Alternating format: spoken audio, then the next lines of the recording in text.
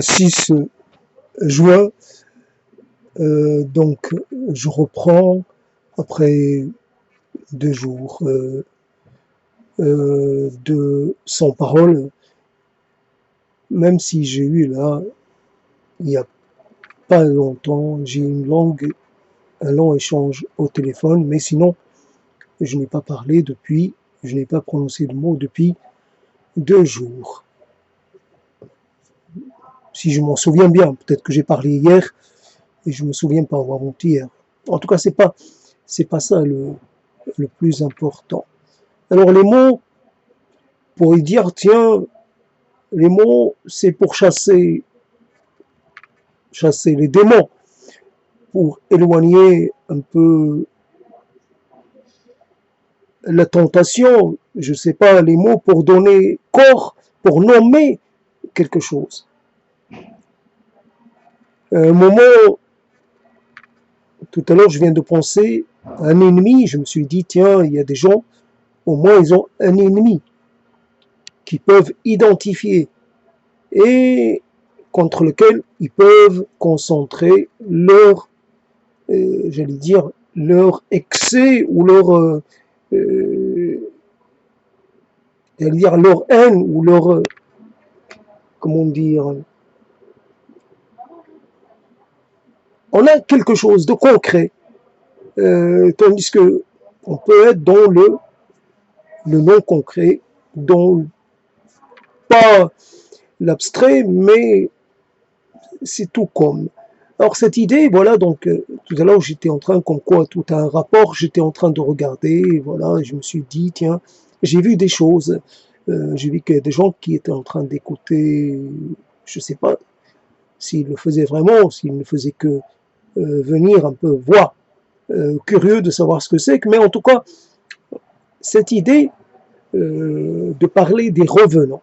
Donc l'idée de parler des revenants m'est revenue, voilà, peut-être parce que j'étais en train de regarder une émission dans laquelle il y a une série dans laquelle il y a les revenants, peut-être quelque chose à voir avec les revenants. Alors les revenants, ce n'est pas dans la perception un peu irritée du cinéma, ce n'est pas les esprits qui s'accrochent, je sais pas, qui sont là, voilà. C'est marrant d'ailleurs parce qu'on trouve dans cette façon de percevoir les mondes pensés comme cachés. On n'a aucune certitude qu'il existe des mondes cachés, mais on imagine qu'il y a des mondes cachés. Alors selon l'ère culturelle, voilà, on va trouver des esprits, donc des fantômes. Mais pourquoi les fantômes ne vivent que la nuit? Voilà, pourquoi ils sont nocturnes? Ils pourraient être nocturnes et diurnes, il n'y a aucun problème. Alors si c'est un problème de diffraction par rapport à la lumière, mais ils ne seraient pas visibles dans la lumière du jour, ils ne pourraient être visibles que le soir. Donc je ne sais pas comment un corps qui est par définition invisible, sauf évidemment s'il se revêt d'une chose visible, en tout cas un fantôme, bah, ça pourrait, bah, la liberté, il n'est plus, et finalement, il n'est plus soumis au rythme des vivants. Je sais pas, je dirais comme ça, j'ai oublié ce que ça veut dire, les rythmes circadiens. Hein, c'est pas. Donc, j'ai oublié ce que ça voulait dire, mais ça m'a paru aller dans le même sens. Donc, j'utilise les rythmes circadiens. Donc, comme pour les esprits. Alors, les djinns, c'est les esprits, c'est les êtres invisibles. Pourquoi ils ne sortent que la nuit? Alors ce partage des temporalités, ce partage des périodes, alors le nocturne pour les esprits et le diurne pour les êtres humains. Les êtres humains qui ne sont plus tout à fait des êtres humains, ben à ce moment-là, ils vivent, là aussi, ils vivent par opposition, ils vivent la nuit plutôt que le jour. Comme si le monde ne pouvait pas être partagé.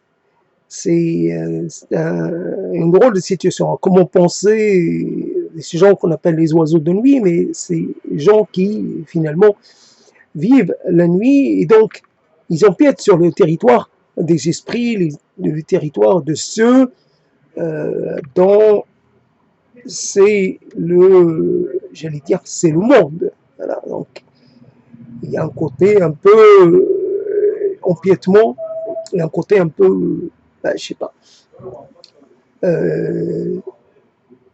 Les revenants, donc, c'est un thème auquel j'ai pensé il y a déjà quelques temps, donc il n'est plus dans la fraîcheur de son émergence, il est juste un peu, va être utilisé comme ça, on va voir ce qu'il va donner. Donc les revenants, alors avant de commencer, j'étais en train de penser, donc les revenants.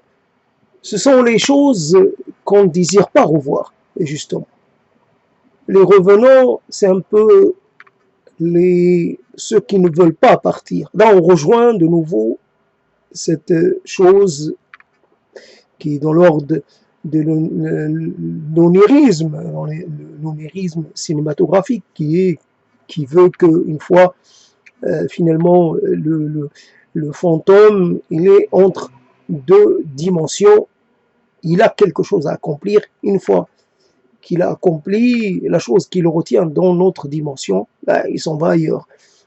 Donc, on imagine qu'il y a des gens, on aimerait bien qu'ils réalisent cette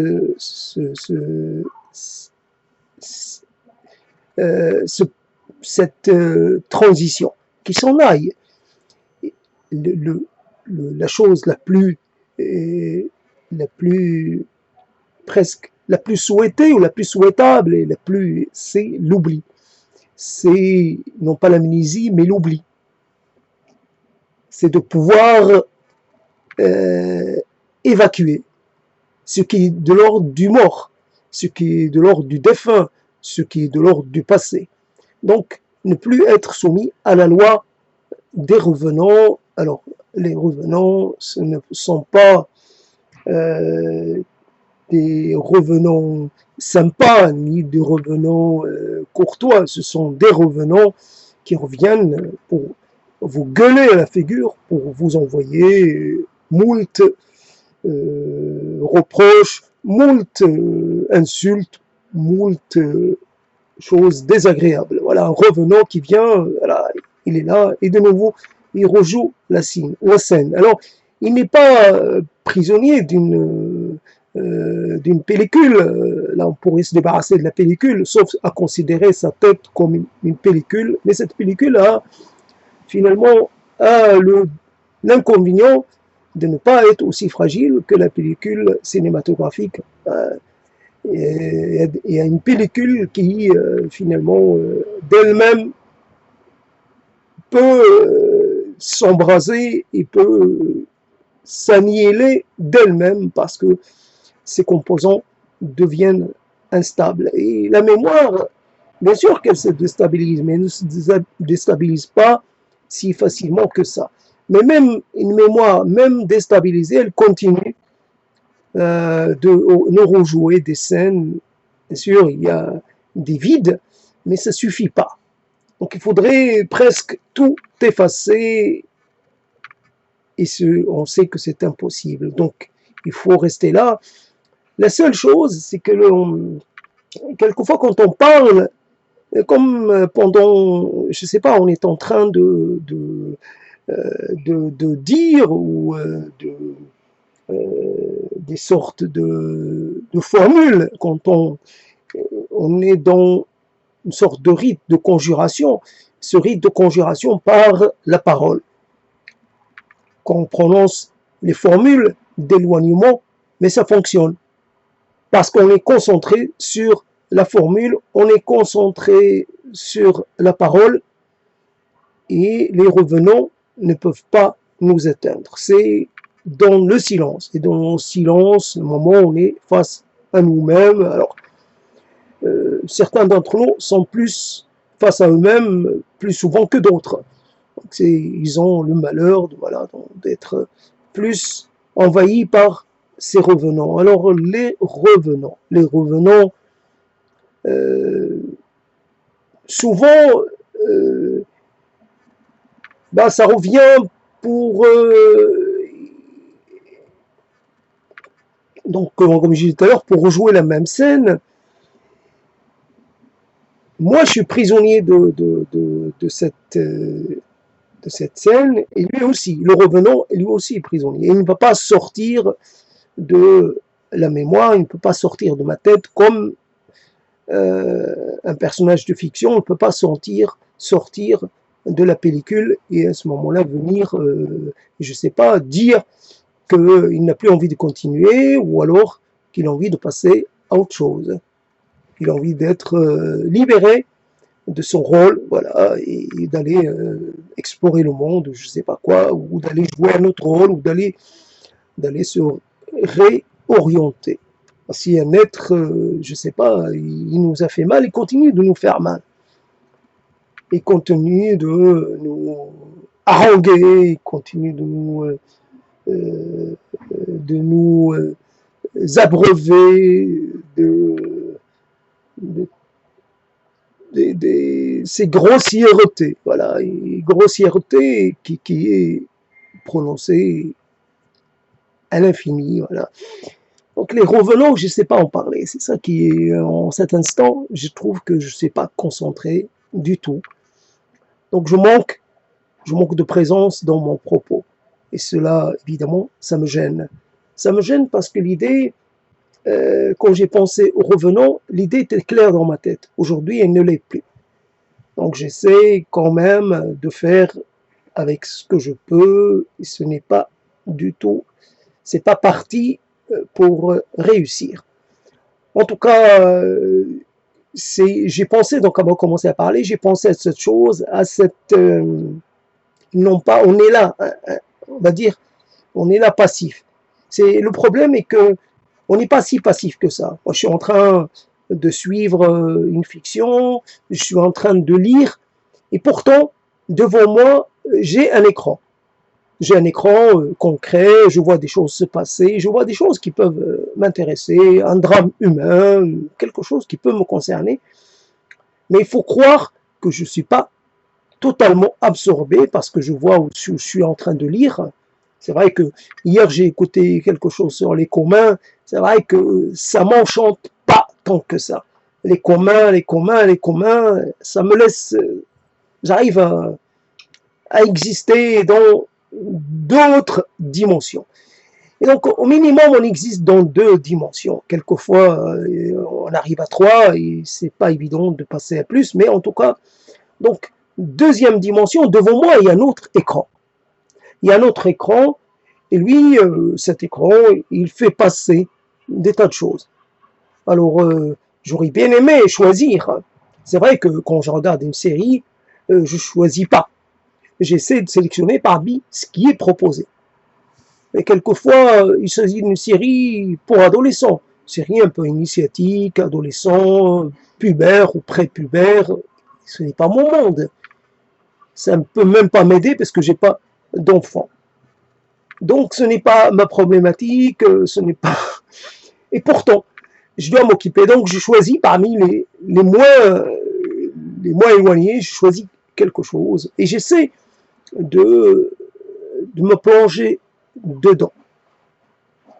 Et voilà, donc tout ce qui est drame, tout ce qui est histoire familiale, tout ce qui est milieu professionnel, ça ne m'intéresse pas.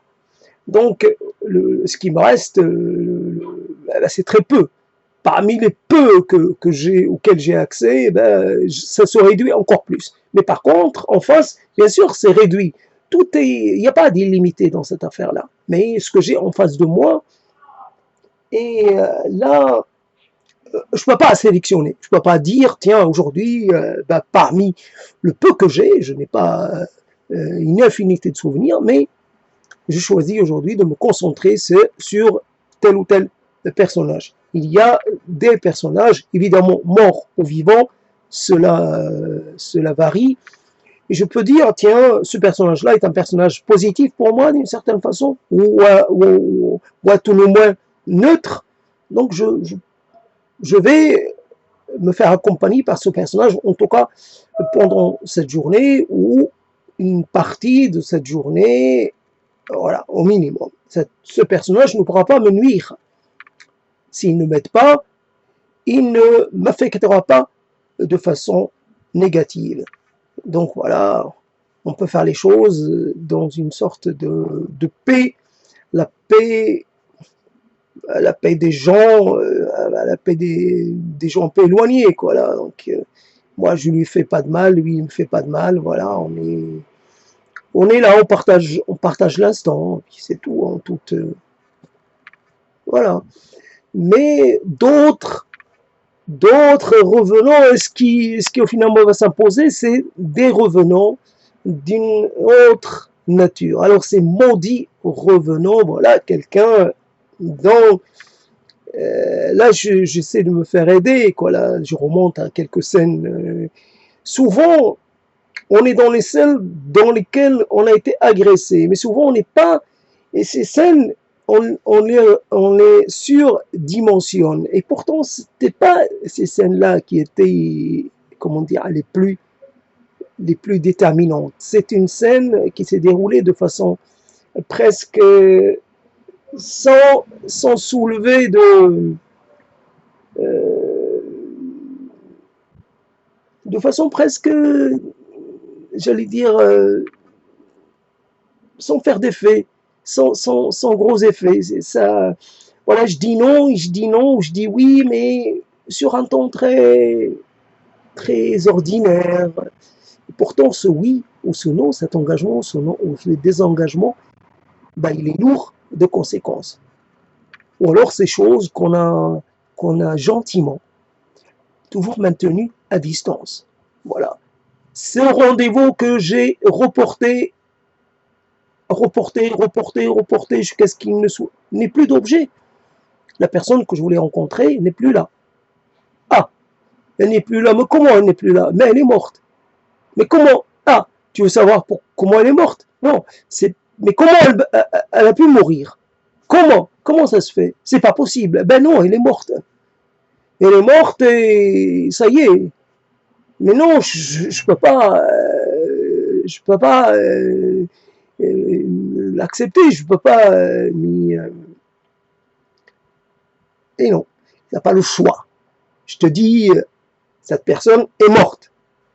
T'entends le mot morte. Ben voilà, c'est comme ça. Mais moi, j'attends. T'as attendu trop longtemps. Qu'est-ce qui t'a fait attendre aussi longtemps? Ben, je sais pas. Je manquais, je manquais de, je sais pas, j'étais pas assez chaud. Ah, c'est ça. Ah, t'as manqué de calor. Ah, c'est ça. C'est ça ton problème, c'est que t'as pas assez le feu. T'as pas le feu sacré. T'as pas suffisamment de, je sais pas, t'as pas le petit... Ah, il faut qu'on t'aide alors, hein. Il faut qu'on te pousse. Bah ouais, moi, ça me fait penser à cette chose, je sais pas, qui était un peu antédiluvienne, mais c'était comme ça. Pour faire démarrer un tracteur, il fallait qu'on se mette à plusieurs, nous enfants, et on nouait une corde autour d'une sorte de chose circulaire comme ça, et le fait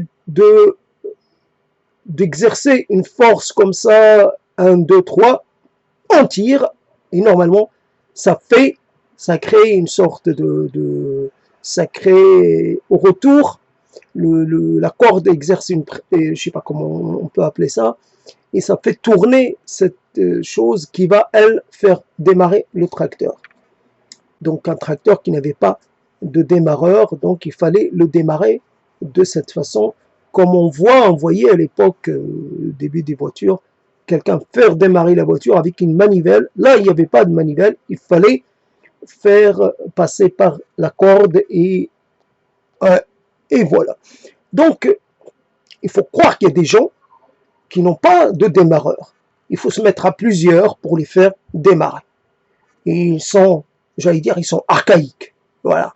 Leur démarrage ne se fait pas simplement, je sais pas, par un bouton sur lequel on appuie, je sais pas quoi, par une clé qu'on tourne. Non. Démarrer, je sais pas comment on appelle ce truc-là qui était rond, un peu rond, et rond, bien évidemment rond. Je ne sais pas comment le phénomène mécanique se fait, comment en tournant ça, en essayant en fait, en faisant un effort assez rapide, assez vif, assez violent, donc ça fait tourner cette chose-là et donc ça exerce une sorte de, ça donne un effet de vélocité, voilà, un côté véloce qui va enclencher la machine. C'est comme ça. Donc voilà le côté démarrage. Comment on ne démarre pas? Comment on ne se met pas en capacité d'aller faire quelque chose. Donc voilà un revenant qui est un peu sur les deux dimensions. Il est revenant parce qu'il n'est plus parmi nous, il est revenant parce qu'il s'est transformé en une sorte d'abstraction. Ce n'est qu'une image, voilà. Ce n'est qu'une image sur la pellicule de ma mémoire, sur la matière, enfin je sais pas comment dire, sur la surface de ma mémoire. Ce n'est qu'une chose comme ça que je reconstitue à chaque fois que j'en ai besoin. Et évidemment, il se peut que la reconstitution ne soit pas toujours très fidèle à l'original, mais voilà, c'est comme ça. Donc malheureusement, c'est presque. Donc les revenants, voilà, donc j'y pensais tout à l'heure. Donc les revenants, c'est je suis là, je suis pas totalement actif devant un écran. Bien entendu, j'ai pas les pouvoirs illimités, mais je peux avec une souris activer une chose, arrêter une autre, alors qu'au niveau de la mémoire, au niveau de ce défilement sur cet écran mémoriel, bien entendu, c'est pas moi qui programme, et je peux essayer d'éteindre une chose, je peux essayer de l'arrêter, je peux y arriver, mais ça ne veut pas dire qu'elle n'est pas déjà euh, finalement réalisé sa raison d'être. Elle m'a déjà atteint. Ça veut dire que elle m'a affecté. Voilà. L'essentiel, c'est de produire un effet. C'est cette série de choses, cette série de scènes, elles ne font que me ramener vers un état. Alors, donc, avant de commencer, j'avais pensé à une chose, c'était parler des sentiments que l'on peut avoir, le sentiment qui peut être un sentiment qui peut ne pas plaire à certains. Pourquoi est-ce qu'on est dans la nostalgie? Pourquoi est-ce qu'on est dans la mélancolie? Pourquoi est-ce qu'on est dans la tristesse? Pourquoi est-ce qu'on est dans l'évocation permanente? Un côté morbide, etc. Je dirais que l'intérêt des choses, c'est d'avoir une variété de sentiments. Alors, ça m'est venu comme ça, je ne sais pas si je ne l'ai pas déjà utilisé, ce terme de la couleur des sentiments. La couleur des sentiments, je vais vers le goût des sentiments, la texture des sentiments, je pourrais même dire la tessiture des sentiments, je ne prends pas trop de risques. Ça, chaque sentiment a sa couleur, a sa gamme mélodique, ou je ne sais pas, à sa gamme chromatique aussi. Donc, il y a les nuances des sentiments et les nuances que les sentiments emportent avec eux. C'est intéressant. On passe d'un sentiment à un autre. Et c'est vrai que comme si on composait un menu, voilà, un menu pas équilibré, mais le menu du jour, c'est voilà, beaucoup de mélancolie, voilà, j'ai envie de changer. Pour moi, ça change pas. Beaucoup de désespérance, beaucoup de sentiments d'impuissance. Voilà le menu du jour. C'est vrai que ça a l'air répétitif, ça a l'air, je sais pas, le cuisinier est un peu paresseux, voilà, il se fatigue pas, il fait toujours la même chose. C'est vrai que certains sont rassurés par le côté répétitif des choses, mais certains peuvent très bien se dire, tiens, je vais devoir changer de quoi? Changer d'auberge ou changer de je sais plus quoi. Un terme un peu ancien que j'ai oublié. En tout cas, voilà les choses. Alors, les revenants, donc je suis là et donc je ne fais. J'aime cette idée de l'écume des jours que j'ai déjà traité, l'écume des instants, l'écume des sensations, l'écume des sentiments, l'écume, voilà. Et on peut pas écumer, on peut pas par exemple écumer, prendre ce qui remonte. Non, on n'a pas le choix. C'est comme si on était, c'est comme si on était mu par une sorte de volonté extérieure à soi, et on a une sorte de filet à papillon, et le filet à papillon, ben, il capture pas les papillons qui nous plaisent, qui manquent peut-être à notre collection, mais qui manqueraient. Mais n'importe quel, il pourrait se mettre à capturer n'importe quel papillon, et même n'importe quel insecte volant. Donc c'est un filet ramasse tout. Voilà. Et à la fin, on se retrouve avec des choses, voilà. Ben, il y a peut-être là des choses qui vont nous faire du mal. Tiens, il y a là, je sais pas spécialement très, on ne pas le maître du jeu, on ne décide pas, euh, de, on n'a pas la maîtrise de la décision. Donc on est là en face de quelqu'un, en face d'une situation, donc là, les revenants, c'est les instants revenants aussi, pas toujours des êtres, c'est les instants, un instant qui comporte évidemment des êtres, et puis un environnement, puis des événements, etc. Ce qui est particulier, c'est que, je sais pas, par exemple, on pourrait dire, tiens, on met un peu de noir, un peu le contraire, on met du noir, évidemment, la charge confiée, enfin la charge, enfin c'est pas la vision qu'on a du noir, c'est une vision, évidemment, dans un monde binaire, comme si on n'était pas, comme si on voyait pas le monde, si on n'était pas dans la polychromie, on est dans la monochromie, alors quelque part le noir et le blanc, on pourrait dire la couleur du sentiment, ça peut être du rose un peu terne, c'est déjà ça. J'aimais pas du tout le rose terne, du bougainvillier. Au Maroc, on m'avait natale, on n'avait que le bougainvillier rose, un peu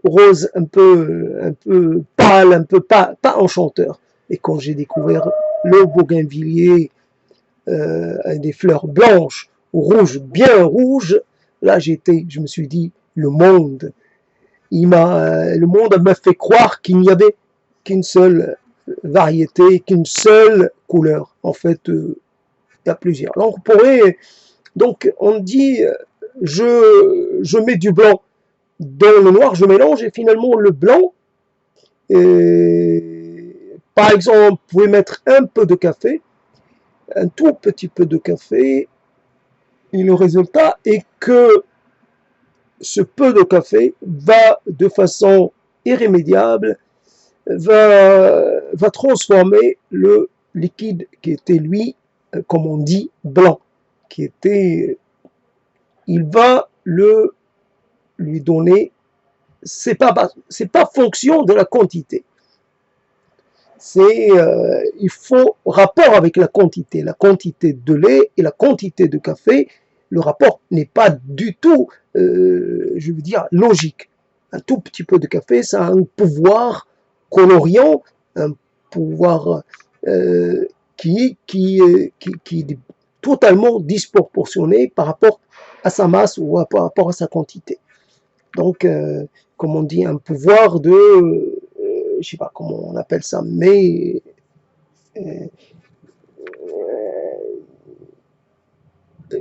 ça a un nom. J'ai oublié ce nom. Et donc, pour essayer de, il faut, comment dire, donc il suffit d'avoir un peu de sentiment, de mettre un peu de sentiment, ça veut dire ambivalent, de sentiment pas tout à fait rassurant, pour que le moment que l'on vit soit soit un moment beaucoup moins dans la frivolité, beaucoup moins dans la légèreté.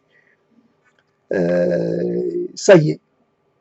Et on pourrait même dire, tiens, l'idée que si je me mets à être léger vis-à-vis de la vie, c'est à ces moments-là, parce que j'en ai fait l'expérience.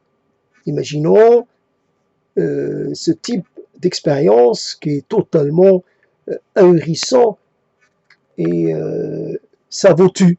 Ben, on meurt pas qu'une fois, on meurt plusieurs fois, hein. On meurt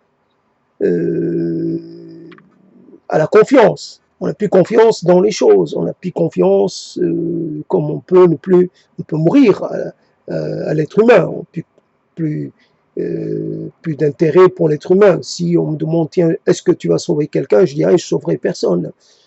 Il n'y a personne à sauver. Même moi-même, je me refuse finalement à être sauvé. Voilà. Donc on renonce à penser l'être humain, comment dire, à le penser comme méritant d'être, voilà, d'être sauvé ou d'être ceci ou cela. Il n'y a pas. L'être humain ne mérite pas. C'est comme ça, ne mérite pas de vivre autre chose qu'il a eu. Voilà, ne mérite pas d'accéder à une sorte d'au-delà, l'au-delà de, comment dire, il ne mérite pas d'être compensé pour quoi que ce soit. Parce que c'est comme ça. Et donc, pour revenir sur l'idée que, voilà, une situation familiale assez, qui pourrait être totalement normale, sans plus. Une femme, une autre femme, et puis une femme qui a une fille, cette fille a des enfants. On est là dans une ambiance relâchée, une ambiance entre personnes de même famille, donc il n'y a pas de rapport de force, il n'y a rien. Il y a là la première femme du grand-père maternel, il y a sa deuxième femme, il n'y a plus d'enjeu, il n'y a plus de rivalité, ce sont toutes les deux des vieilles femmes, ça fait que il n'y a plus finalement de ces conflits qu'il y a pu y avoir par le passé. Donc, elles peuvent être finalement à 1 mètre et quelques l'une de l'autre. Il n'y a pas de risque, il n'y a pas de. Et puis, le soir, il y a même de la danse. Alors, c'est une fille qui va danser et tout le monde va l'applaudir. Cette fille qui est la fille de la grand-mère, enfin la petite fille de la grand-mère, enfin la femme devenue grand-mère. Cette grand-mère qui était dans l'après-midi dans une maison chez une de ses filles, puis que le soir, elle est ailleurs. Et puis le lendemain, qu'est-ce qui se passe? Le grand-père maternel est mort. Si on imagine que, on pourrait dire, tiens, c'est parce que je me suis relâché, parce qu'il y a eu un relâchement, parce qu'il y a eu cet instant de joie, parce qu'il y a eu la danse, parce qu'il y a eu le plaisir, parce qu'il y a eu un moment léger. Alors, la légèreté, on n'y a pas droit. Alors, pince-moi, chaque fois que je pourrais verser dans la légèreté, dans l'allégresse, pince-moi. Eh, pince. C'est marrant ça, le pincement. C'est très marrant, hein, le pincement. Alors je déborde, mais c'est comme ça, je viens de prendre du café, donc je déborde. Le pince-moi, pince-me. C'est, je me rappelle, voilà, donc ma mère m'avait pincé.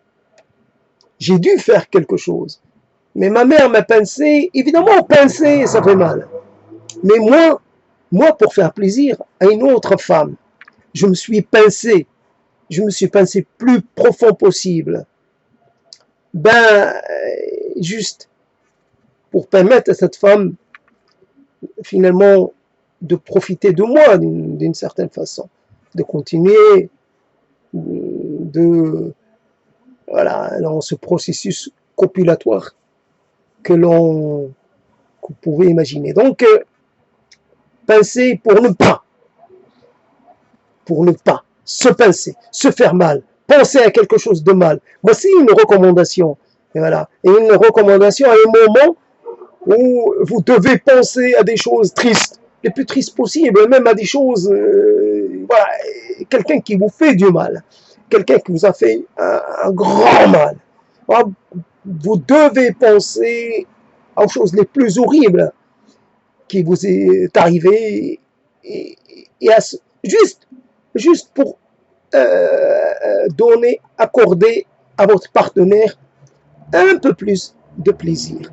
Donc, alors évidemment, vous pouvez vous pincer, mais vous pouvez aussi peut-être, pourquoi pas, amener une aiguille. Tiens, je m'enfonce une aiguille dans la chair. Alors c'est tout j'allais dire, toute la misère et toute la détresse et toute dans ce rapport. C'est juste. Ma mère qui m'a pincé, sûrement a raison, je lui en ai voulu pendant des décennies. Et par contre, moi qui me suis pincé, ben pour donner du plaisir à ma partenaire, ben je n'en ai pas voulu à cette partenaire. Et puis, aujourd'hui, je me pince, pincez-moi, pincez-moi. Ah, j'aimerais que ça recommence, que ma mère me repince, et que me repince, qu'elle me repince, qu'elle me repince, qu'elle me repince.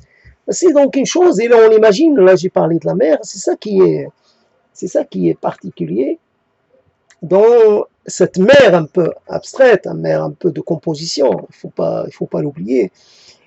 Il y a un moment, c'est bizarre quand on a quitté ses parents depuis tellement longtemps.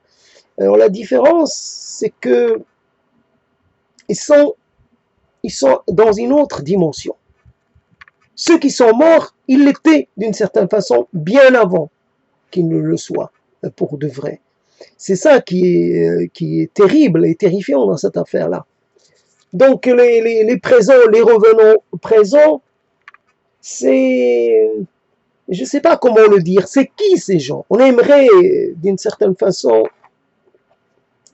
on aimerait que ce soit des gens sélectionnés, des gens de valeur, des gens qui ont été importants pour nous dans notre vie. Mais souvent, alors c'est le premier venu, premier qui passe, ou la première, peu importe. Ben, c'est pas une histoire du genre. Donc n'importe qui. Quelqu'un, comme ça, en passant, il vous a dit une chose, voilà, quelqu'un qui vous a poussé, ou quelqu'un qui vous a empêché d'arriver quelque part, voilà, un petit, quelqu'un qui vous a contrarié, voilà, simplement. C'est ça qui est présent. Les revenants, c'est aussi ces sentiments qui ne sont pas, qui ne s'affaiblissent jamais. Voici, simplement, on met côte à côte, on met ce que l'on sait et ce que l'on ne sait pas. Le problème est qu'il faut se mettre en adéquation avec sa réalité. Alors, sa réalité subjective et sa réalité objective. Les deux se confondent. Donc, quand on dit réalité subjective, c'est pour essayer de l'empêcher d'atteindre à la globalité, d'atteindre à la généralité. Donc tout ce qui est subjectif, bah, finalement, c'est une chose qui a moins de valeur, qui n'a pas valeur d'exemple, etc. Bah, justement, pour moi, le subjectif a valeur d'exemple. Le subjectif a valeur universelle. C'est une... comment dire, c'est une opposition uniquement, j'allais dire, pour la facilité que ça apporte, presque pour le didactisme, mais sinon, dans la réalité, on ne peut pas séparer les deux. Fondamentalement, on a cette impression, alors a-t-on cette impression parce que c'est une chose qu'on a déjà rencontrée, par rapport à une chose qu'on a déjà rencontrée, par rapport à une chose que l'on n'a jamais pu approcher. Alors, c'est comment, comment rencontrer ce qu'on doit rencontrer, objectivement, objectivement, ce que l'on doit rencontrer. Et ceux qui pourront permettre, justement, nous permettre de réaliser la jonction et l'union de l'objectif et du subjectif. Quand je parle de culture orale, quand je parle de savoir oral, quand je parle d'histoire orale, si je dis à quelqu'un, il y a là une histoire qui va s'éteindre, bon, il y avait une chose, alors, je ne sais pas comment on pourrait dire, donc on dit manuscrit, comment on peut dire, manuscrits qui restent, qui se perdent ou qui ne sont jamais, qui n'arrivent jamais à être connus par d'autres. Voilà, donc un manuscrit oublié, un manuscrit perdu. Alors quand on quelqu'un dit oui, un vieillard qui meurt, c'est une bibliothèque qui meurt, ce n'est pas une bibliothèque. Et une bibliothèque, c'est un peu trop... c'est un récit, c'est une perspective, c'est un regard sur les choses. C'est aussi un legs, c'est quelqu'un, un patrimoine, voilà. Un patrimoine qui... parce qu'on en fait beaucoup de la bibliothèque. Mais dans une bibliothèque, on peut trouver du n'importe quoi. Dans une bibliothèque, le livre n'est pas... n'a pas de qualité en soi. C'est pas parce que c'est un livre que ça a un intérêt. On peut écrire des livres pour dire des choses que tout le monde sait, qui n'apportent rien. Le livre, ça doit être réservé. Le livre écrit sur le corps des arbres assassinés, il vaut mieux que ça soit réservé à quelque chose d'important, plutôt que ce soit un peu des choses totalement accessoires. Donc, il faut réserver le corps des arbres ou la peau des arbres à quelque chose. Voilà. Au moins, l'âme va se dire, je me suis sacrifié pour finalement, j'ai une sorte, je ne sais pas comment dire, après-vie. Ben, ça vaut le coup parce que mon corps sert à créer du lien, à faire passer, je ne sais pas, un savoir qui est important, un savoir qui doit être conservé, qui doit être préservé.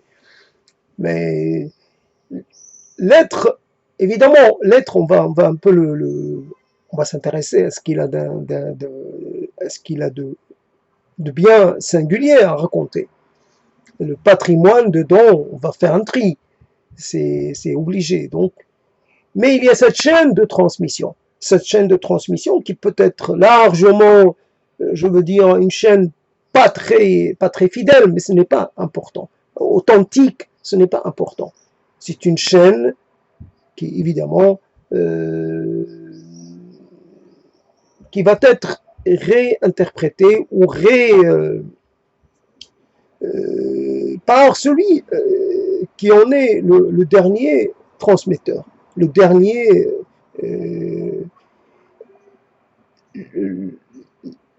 comment dire, on a une sorte de on va dire temporalité. Cette temporalité peut être de l'ordre de quelques siècles, un siècle et demi, avec évidemment des choses, plus on s'enfonce dans le passé, plus les choses sont un peu moins, un peu plus hypothétiques, mais ce n'est pas grave. Ce n'est pas grave parce que il y a une sorte de comment dire, une sorte d'enchaînement, une sorte de progression, une sorte dans l'événementiel. Alors, d'après ce qu'on m'a raconté, voilà comment c'était. Voilà comment c'était. On n'a pas de quoi. Évidemment, on n'a pas de quoi. Pas de quoi témoigner. de la réalité telle qu'elle a été, dans un milieu qui ne conservait, qui n'avait pas les moyens de conserver les choses. On n'avait pas la photo, on n'avait pas la caméra, on pouvait rien enregistrer. Donc, je sais pas, quelques-uns devaient consigner par écrit, mais c'est pas l'écrit, c'est pas toujours très. L'écrit, c'est l'écrit. Donc, il y a un côté un peu solennel, un côté un peu. Mais l'oral, c'est le lieu de la, j'allais dire, de l'invention, inventivité permanente. C'est le lieu de la recréation. C'est un milieu dynamique. L'oralité permet d'être toujours dans un rapport, dans un rapport vivant, un rapport revivifié aux choses, aux événements. Ce qui est intéressant, c'est de voir que les événements arrivent jusqu'à une personne en particulier, l'enchaînement, enfin et, et voilà ce que cette personne est, est en capacité d'en dire. Voilà. Elle peut dire ce qu'elle a à dire par rapport à ceci et à cela. Et donc, quand cette personne, on sait qu'elle est menacée de mort, on sait que, évidemment, l'âge avançant, on sait qu'on doit s'activer, qu'on doit prendre des dispositions pour essayer de recueillir son témoignage. On laisse passer. Cette personne, elle meurt. C'était la dernière qui pouvait parler d'une époque. Il s'agit d'une époque qui est une époque, c'est ça le problème. Il s'agit de parler, je donne un exemple auquel je pense, c'est la période un peu servile, une période pas du tout agréable pour beaucoup de gens, une période dans laquelle il y avait non pas l'esclavage, mais une sorte de servage, une sorte d'esclavage domestique. Je ne sais pas comment dire la chose, puisque de toutes les façons, ce n'est pas aussi, c'était fermé tout en n'étant pas totalement fermé. Alors comment parler de ces temps-là quand on en a très peu de connaissances. Donc ça fait qu'on parle un peu, on va en aveugle. Et donc moi je sais que je viens d'une aïeule esclave qui a été affranchie, ou en tout cas donc ça m'a permis d'avoir une sorte de présence, je trouve, plus impliquée.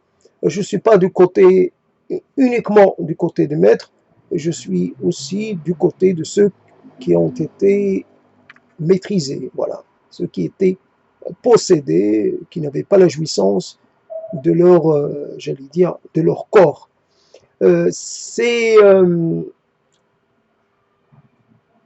Donc la mort, on a ce reproche, ce revenant, ce permanent reproche. J'ai laissé passer. Cette personne s'appelait Salah. Salah, bon, le bon. Bon, voilà, simplement, c'est un drôle de prénom, mais au moins c'est une signification. Donc Salah. Salah, c'était une sorte de survivant, et j'imagine qu'il avait beaucoup de choses à dire, beaucoup de témoins, beaucoup d'histoires, beaucoup de récits, beaucoup de choses peut-être encore très fraîches dans sa mémoire. Mais Salah n'est plus là. Et ce n'est pas seulement un Salah qui s'en va, c'est plusieurs. Alors, donc, selon ce que je sais pas, on peut plonger sa main dans une eau plus ou moins, je veux dire, trouble, et on remonte ce qu'on remonte. Voilà ce qu'on remonte, j'ai remonté Salah. Et voilà.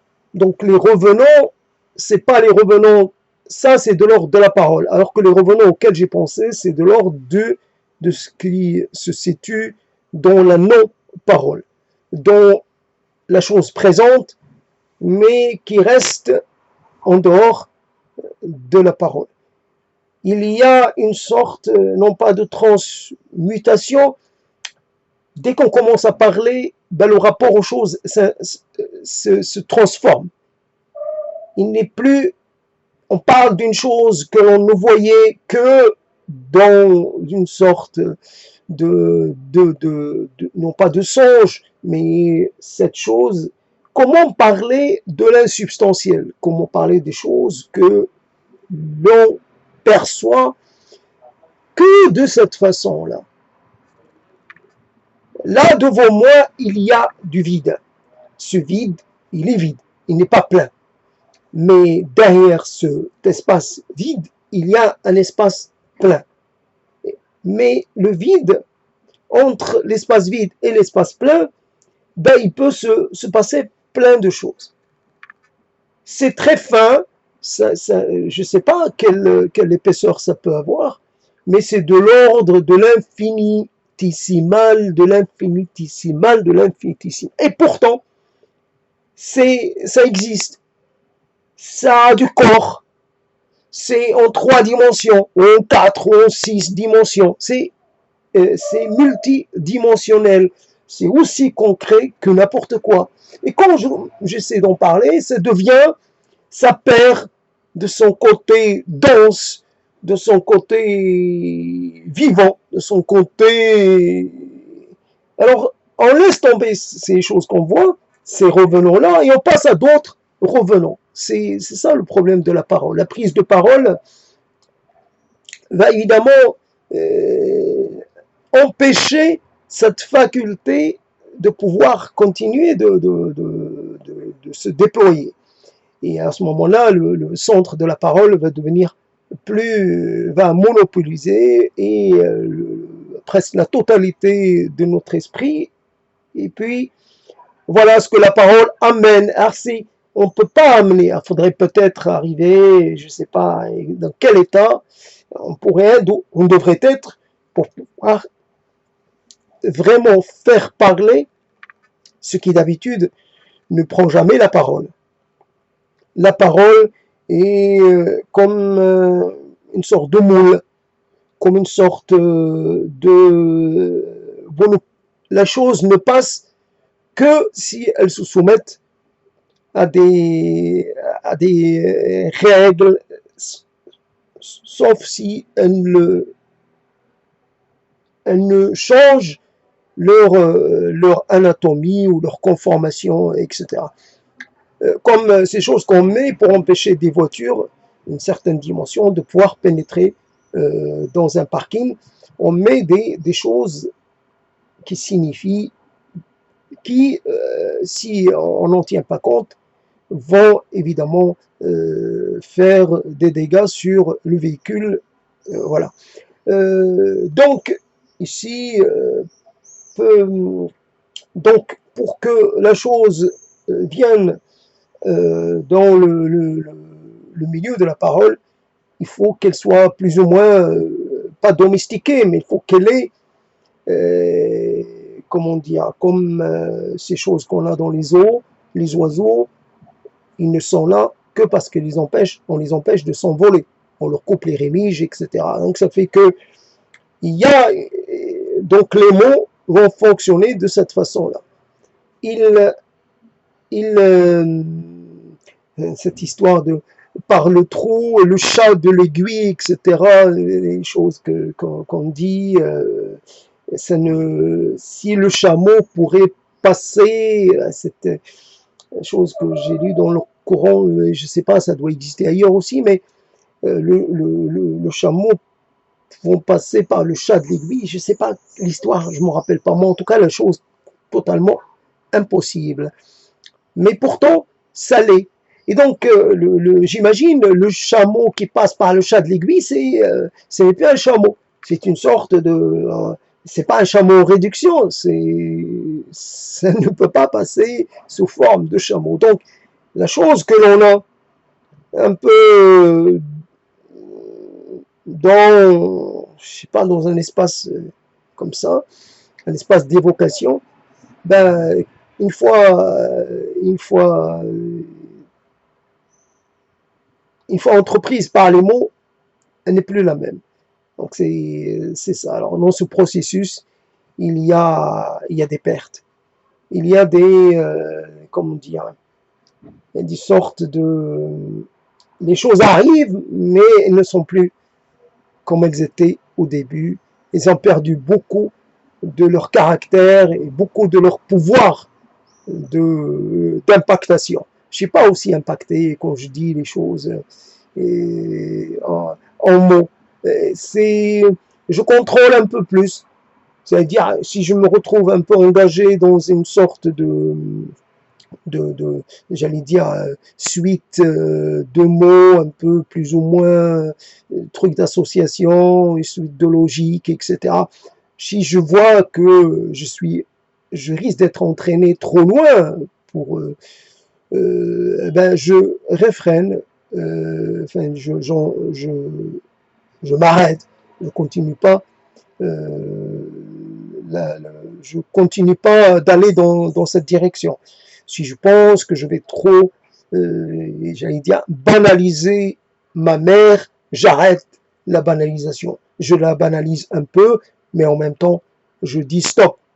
Donc, et c'est ça. Et le problème, donc, des mots, les choses incarnées en mots. Voilà le problème. Comment on peut se retrouver un peu dans une sorte d'impasse, impasse un peu de l'imagination, impasse de l'énonciation. Panne, on pourrait dire, non pas panne de l'imagination, mais voilà, et quelque chose qui n'est pas la vérité, qui n'est pas la réplique, qui n'est pas du tout, ce n'est pas en miroir d'eux, c'est non pas le reflet inversé dans le miroir, c'est même pas ça. Ça aurait été pas mal déjà. Mais non, le miroir un peu grossissant, non. Un peu déformant, non. C'est carrément autre chose quelquefois. C'est carrément autre chose. On n'est plus dans ce qui était en train de nous traverser il y a quelques temps. On est dans autre chose. Les mots nous amènent finalement, nous font exister dans autre chose. C'est quelquefois, alors on pourrait juste dès qu'on prononce un mot, ce mot entraîne obligatoirement soit des mots voisins, une suite de mots, soit entraîne, je sais pas, oriente un peu le sens que l'on veut, la direction que l'on va lui aussi influer sur la direction qu'on va prendre. Donc si on laisse tomber les mots, on dit tiens, aucun mot ne peut servir d'intermédiaire, ne peut être un messager fidèle, donc on pourrait dire tiens,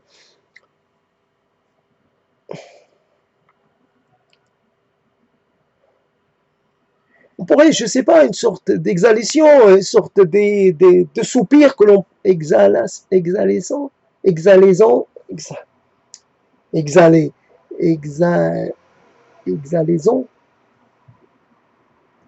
En tout cas, une sorte de soupir, une sorte de simplement le vent, laisser entendre un peu le vent qui passerait par notre système respiratoire.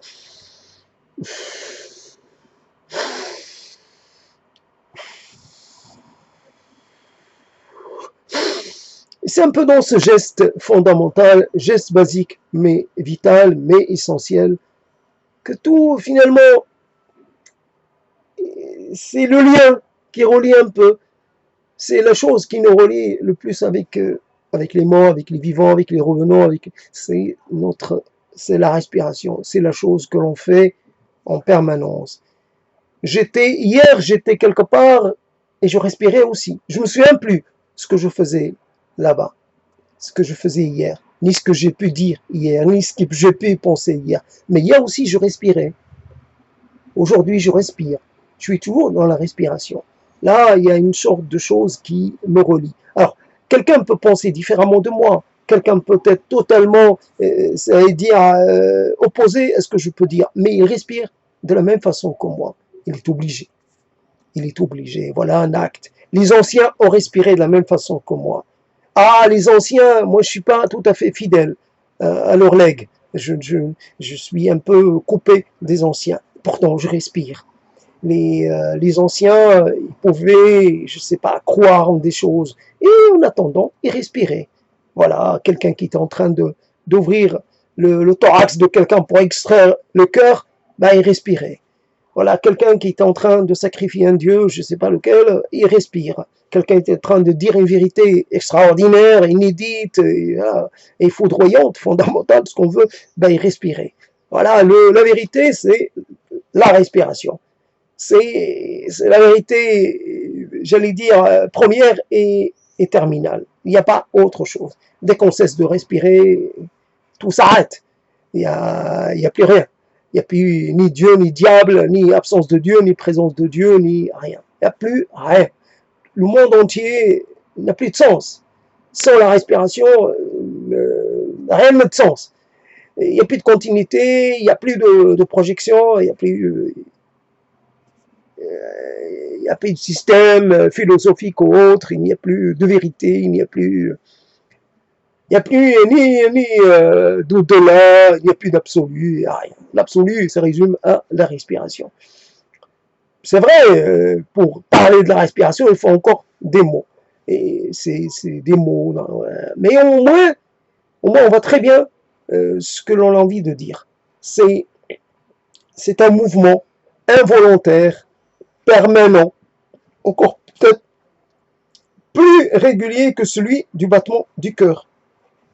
On respire peut-être plus fréquemment. Peut-être. Mais ça fait partie de l'ordre des choses que l'on ne peut pas, qu'on ne peut ni arrêter, ni je ne sais pas quoi, qui sont en dehors de notre pouvoir. Je ne peux pas arrêter mon cœur, je ne peux pas arrêter de respirer. Bon, je peux arrêter je ne sais pas quoi, mais ça, je ne peux pas. Je peux arrêter de manger, c'est possible. Je peux arrêter de boire, c'est possible. Mais voilà, le reste, non. Ça fait que, voilà le lien. Alors le lien, au moins, on ne se perd pas dans les mots. On dit cette chose-là qui est claire pour tout le monde. Voilà, donc les revenons. Alors j'essaie de voir. Je suis déjà à 1 heure. C'est bizarre, j'ai pas du tout dit ce que j'avais envie de dire. D'ailleurs, je me demande ce que j'avais envie de dire, ce que j'avais à dire. C'est vrai que le terme des revenants s'est révélé totalement infécond pour l'instant, impossible à traiter. J'en ai donné une idée assez approximative, mais j'ai pas réussi et je vais pas m'entêter. J'ai pas réussi à m'installer dedans. Je sais pas pourquoi. Je sais pas pourquoi. Peut-être que je le sais et que j'ai pas envie de le dire, peut-être que je le sais pas vraiment, peut-être que je le sais un peu. Simplement un exercice, voilà, il s'agit de je vais ramener les choses à quelque chose de plus simple, c'est un exercice. Alors, je dirais un exercice de respiration. S'installer un peu dans la position de celui qui parle.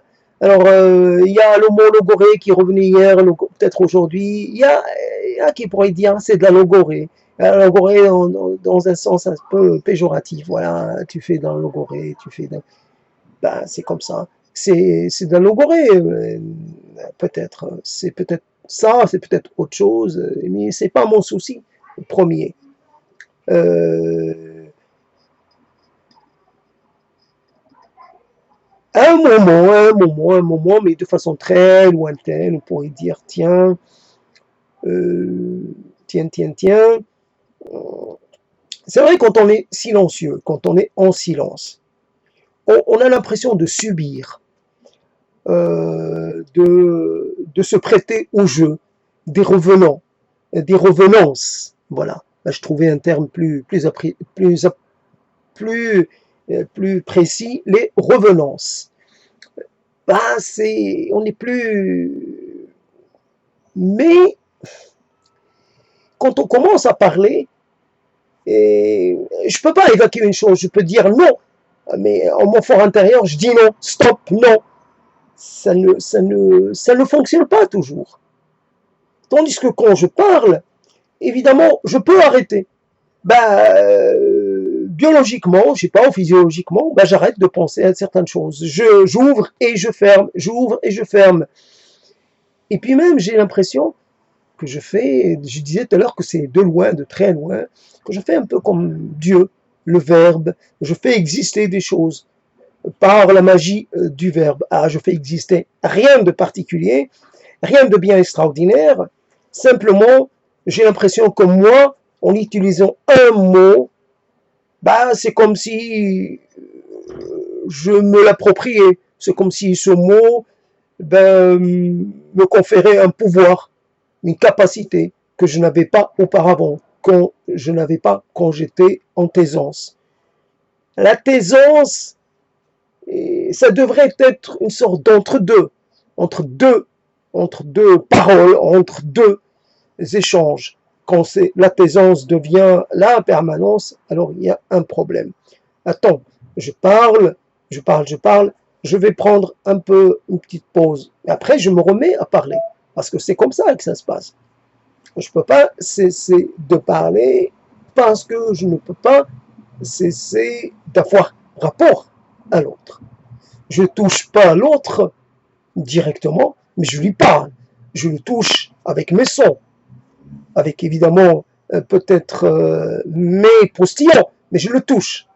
Et c'est important que finalement mes mots rebondissent contre quelqu'un, contre un corps, contre une tête, contre des yeux, contre un regard, plutôt qu'ils rebondissent contre rien. Donc là, ça rebondit contre un écran. D'ailleurs, l'écran, à force, il devient noir, on ne voit plus rien, la nuit tombe, et c'est comme ça que ça se passe. Alors, ce petit moment de grâce, entre guillemets, simplement la chose, je continue un peu, je profite de ce petit moment. Donc, les choses... c'est vrai que l'importance de la parole, pourquoi la parole est nécessaire? Parce que jusqu'à maintenant, si les choses étaient faciles, on se contenterait finalement des paroles des autres. Pourquoi est-ce qu'on va se fatiguer de nouveau à dire les choses à notre façon, d'essayer de représenter les choses, d'argumenter, de composer, de presque d'inventer, mais parce que c'est un besoin, permanent. Les temps ne sont jamais les mêmes, les circonstances également, donc on doit produire du neuf en fonction de l'adapter à la circonstance. Donc, bien sûr, on pourrait, je sais pas, piquer, je sais pas, chez Zola, qui peut-être lui aussi a piqué chez quelqu'un, mais on piqué chez Zola, on pourrait piquer chez Balzac, on pourrait piquer chez Hugo, on pourrait piquer chez je sais pas qui d'autre, Dos Passos, n'importe qui. Et puis ça y est, il suffit qu'on soit une sorte de personnage, tiens, je parle, mais voilà, c'est... J'ai pas besoin de me fatiguer à aller chercher des paroles à moi. Je veux dire quelque chose, je peux le dire, comme l'a dit un personnage de Tchekhov, par exemple, ou comme l'a dit un autre. Je puise dans une sorte de bibliothèque universelle en fonction des besoins. Mais non. Tchekhov et Tolstoï, ils n'ont pas dit, personne d'autre ne dit ce que moi, j'ai besoin de le dire. Ils l'ont peut-être dit, mais pas de la façon dont j'ai besoin, moi, de la façon qui me convienne à moi. C'est pour ça que je continue de parler. Parce que mes sensations, elles correspondent à une situation particulière, à ma situation, et finalement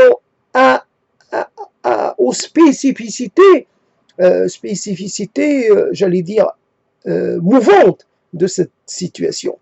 La situation change d'un instant à un autre, et puis elle change aussi en fonction de ce qui, finalement, les choses que je vais recevoir, les interactions que je vais avoir. Alors, ce ne sont pas toujours des interactions extraordinaires ou des interactions directes, mais ce sont peut-être souvent, ou quelquefois, ou le plus souvent, des interactions très faibles, distantes, mais ce sont quand même des interactions.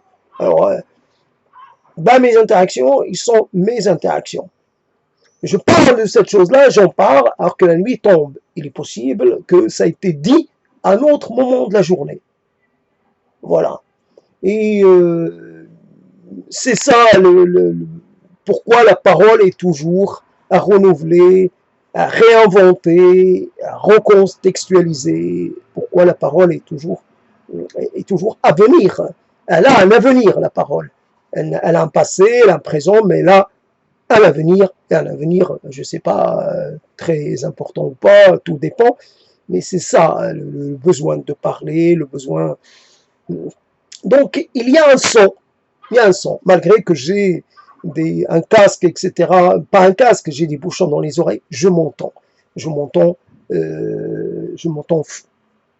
faire des bruits, faire des explosions sonores, un peu passer d'une consonne à une voyelle, et à ce moment-là, voilà, la variété des sons, et comment j'interprète une consonne, comment j'interprète une voyelle. Quelquefois, j'essaie de mettre un peu plus d'effets, ou un peu moins d'effets, tout dépend. Les sons, finalement la force de mes sons, dépend aussi de la force de ma présence dans le propos, dans la prise de parole. Est-ce que j'ai une sorte est-ce que mon corps est bien présent avec moi, ou est-ce qu'il est un peu à côté, ou est-ce qu'il est un peu fatigué? Voilà, là il n'est pas fatigué, il est sous prise, sous l'influence de la caféine. Évidemment, il connaît toujours, comme toujours, une phase d'ascendance. Évidemment, l'ascendance ne va pas durer comme de bien entendu. Voilà, c'est ça le truc. Alors les revenances. Et c'est finalement, malgré, comment dire, cette idée cette chose qu'on nous a appris quand on était petit, alors quand l'excuse est plus grave que la faute.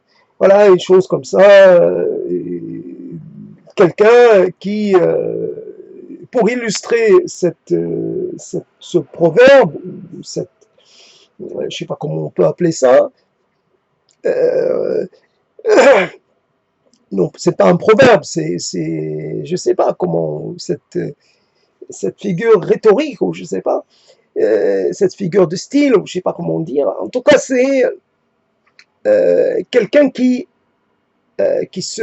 s'embusque, et finalement, voilà, donc le prince, c'est toujours un prince qui demande à son courtisan, à son compagnon, enfin, c'est pas celui qui le divertit, de lui, finalement, de concrétiser ce propos-là, cette parole.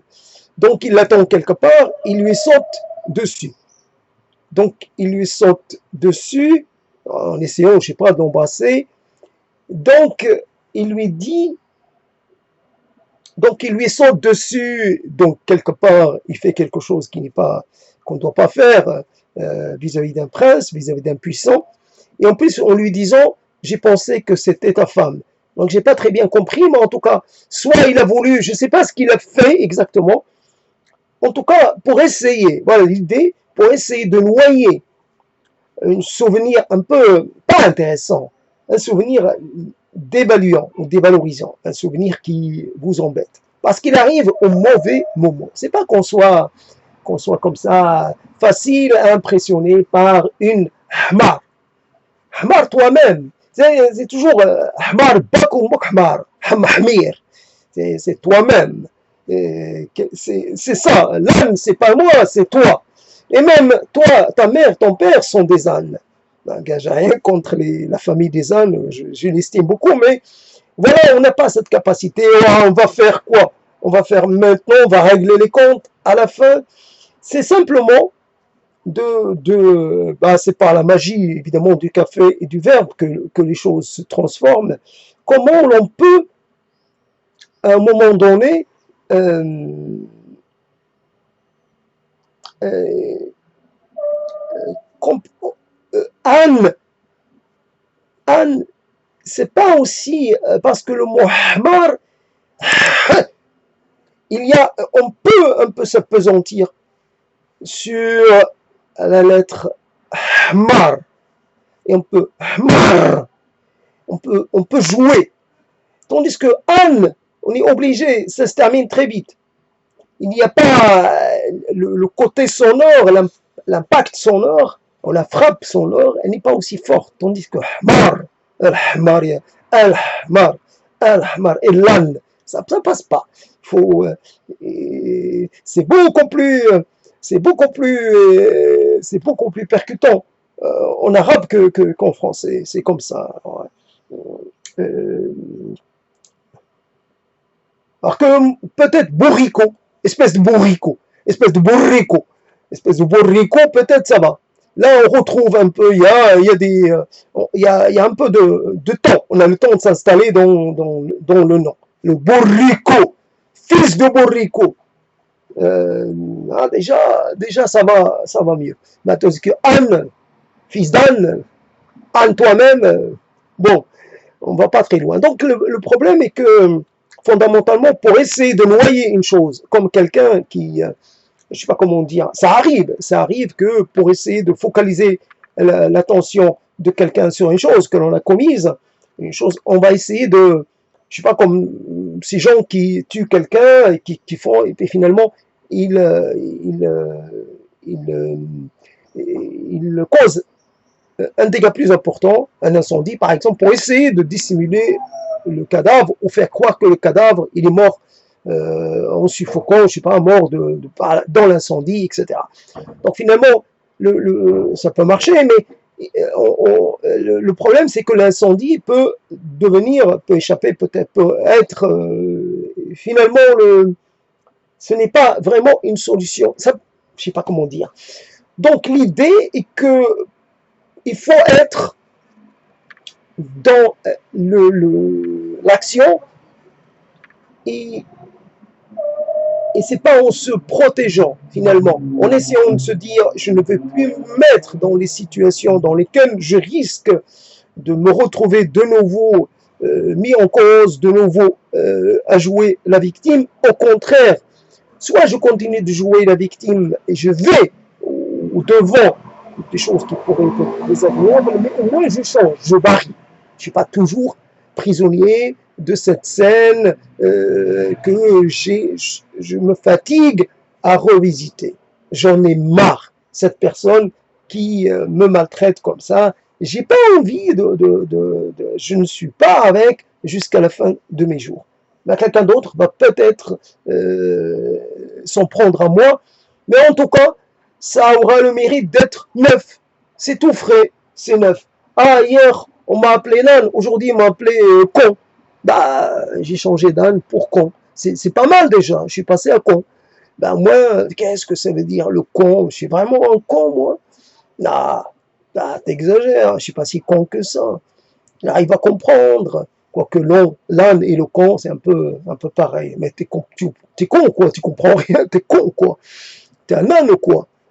C'est ça l'intérêt des choses. Alors, la parole, elle a cette capacité un peu à faire bouger ce qui est dans la réalité ne bouge pas tant que ça.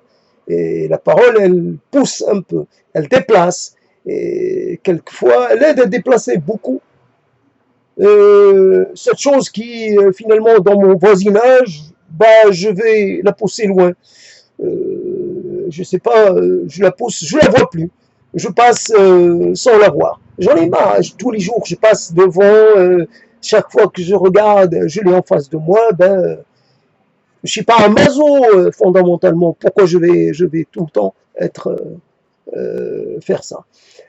Donc la chose et la fonction de la parole chasse les revenances, chasse les revenants un peu trop revenants, un peu trop présents, chasse justement ces hantises, chasse, c'est ce rapport un peu d'enfermement, un peu clos, un peu, voilà, de ce clos imaginaire, de ce clos avec soi-même, voilà, essayons de nous libérer de nos enclosements. Et simplement, la parole, l'intérêt, c'est que on passe d'un mot à un autre, d'un variant à un autre. C'est ça l'intérêt. C'est qu'on n'est pas, quand on ne parle pas, il est possible qu'on reste toujours un peu baigné dans le même j'allais dire, les mêmes mots, les mêmes suites de mots. Tandis que en parlant, ben on ne sait pas comment ça marche. Il y a un mot qui va venir sans qu'on l'ait sollicité, mais il va venir. Il va aussi se présenter. Sans s'annoncer, sans demander l'autorisation, ben voilà, il se trouve là. Et ce mot-là, ben il est, ben quelquefois, ça nous arrange. Ça nous arrange de l'avoir. Et on est content. Et quelquefois, ça ne nous arrange pas, mais on fait avec. C'est un invité un peu lourd, un peu indésirable, mais c'est pas grave. C'est un invité quand même. Voilà, voilà. Bienvenue à tous les mots, qu'ils soient désirables, pas désirables, c'est pareil. Et après, donc, je suis en train de descendre, et simplement, la chose qui est là, on comprend pas comment ça fonctionne. Alors, parler, ça permet d'illustrer cette non-compréhension de ce qui se passe dans la tête parlante et dans la tête non parlante. Qu'est-ce que c'est que ça?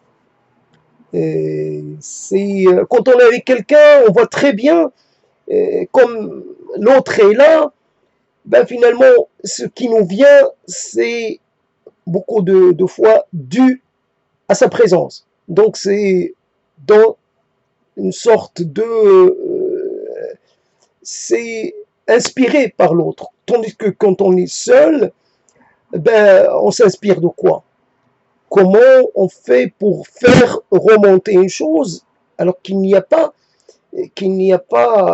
comment dire, presque pas de nécessité. Je réponds à quelqu'un qui m'a provoqué. Donc obligatoirement, je réponds à une stimulation. Tandis que là, je ne suis pas stimulé, je m'auto-stimule. Et c'est là où c'est le plus à noter. Et comment j'arrive finalement à me déplacer.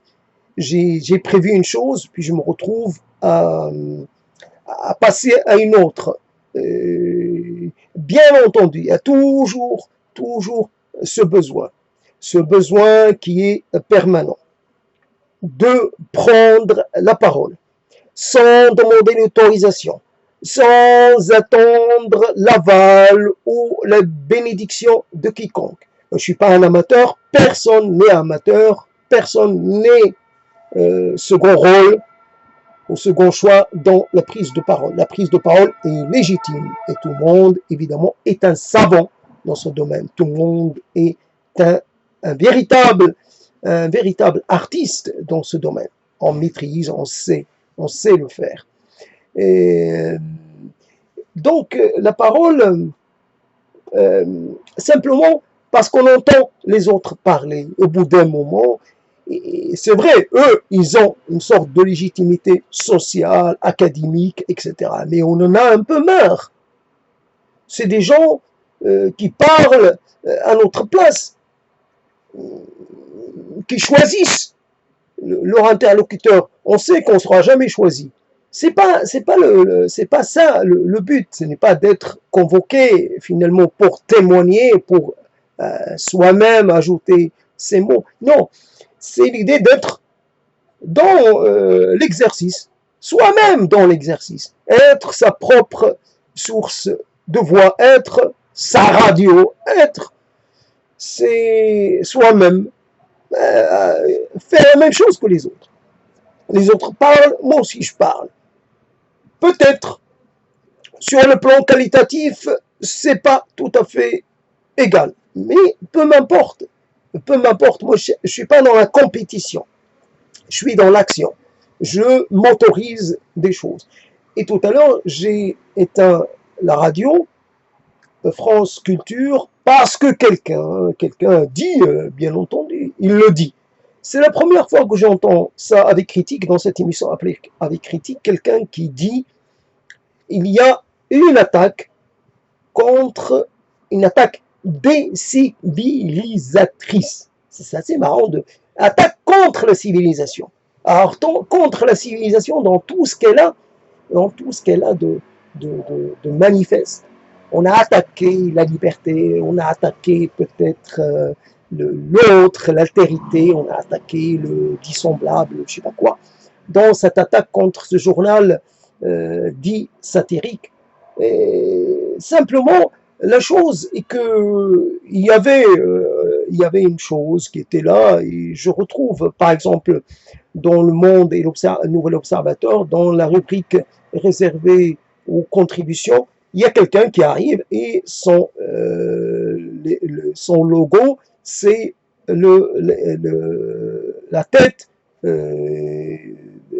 la représentation du prophète de l'islam qui s'appelle donc Mohammed et non pas Mahomet. Nullement Mahomet, il s'appelle Mohammed un D et non pas un T. Une différence entre le T et le T et le D. Spécialement. Pourquoi on continue d'appeler le prophète de l'islam Mahomet? Pourquoi quelqu'un qui est musulman accepte que quelqu'un qui se dit non musulman, qui se dit chrétien, appelle Mohammed par un nom qui n'est pas propre? Assez de caricatures. Appelez Mohammed par son prénom, par le prénom, appelez-le Mohammed.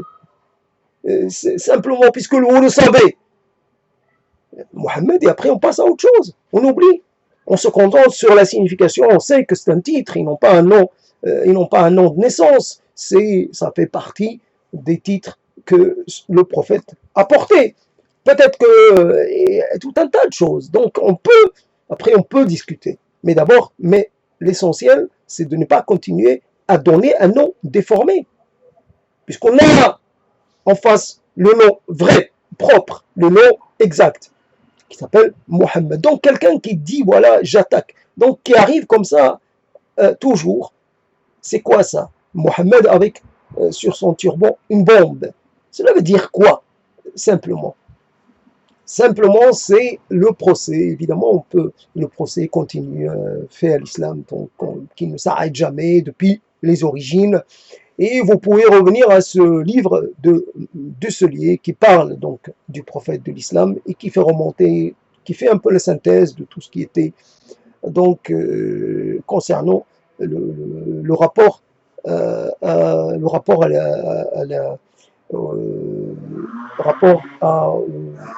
Mohammed. Donc le problème est que finalement d'entendre cette chose-là dite dans cette émission, qui est une émission quand même un peu qui n'est pas dans la, comment dire, qui n'est pas tout à fait, qui d'abord s'appelle Avis critique, qui est un peu dans une sorte de prise de distance. Prise de distance, civilisation, pas civilisation, ça veut dire quoi exactement?